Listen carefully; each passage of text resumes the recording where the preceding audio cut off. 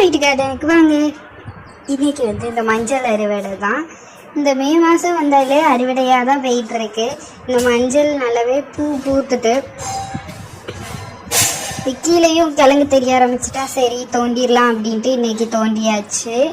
இது இலையும் நல்ல பெருசாக செடியெலாம் இது நாங்கள் அந்த வயக்காட்டு மண் இருக்கும் தெரியுமா, அதை போட்டு வச்சுருந்தோம் கிழங்கு நல்லா ஊருன்ட்டு. ஆனால் என்ன ஆச்சுன்னா அது இருக்கும் அந்த மண், அதனால் கிழங்கு அவ்வளோவா ஊறலை. செடி தான் நல்ல பெருசாக வந்திருந்தது. நாங்கள் எப்படியும் ஒரு செடியிலே 1 கிலோ வருங்கிற அளவுக்கு எக்ஸ்பெக்ட் பண்ணியிருந்தோம். ஆனால் அவ்வளோலாம் வரவே இல்லை. சைடில் பக்கக்கண்ணெல்லாம் நிறைய வந்திருந்தது. அதை பிடுங்கவும் முடியல. அதனால் ஃபஸ்ட்டு பூவை ஒடிச்சிடலான்ட்டு அந்த மஞ்சள் பூவை ஒடித்து தண்ணியில் போட்டு வச்சுருக்கோம்.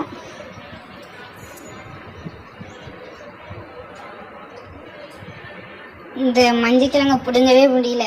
உடனே அந்த கார்டன் டூல்ஸை வச்சு குரலி வித்தெல்லாம் காமிச்சு தண்டை தனியாக ஒடிச்சிட்டு தனியாக தான் மஞ்சள் ஃபுல்லும் அப்படி இதால் பஞ்செல்லாம் வரல, உடஞ்சி தான் வந்திருந்தது.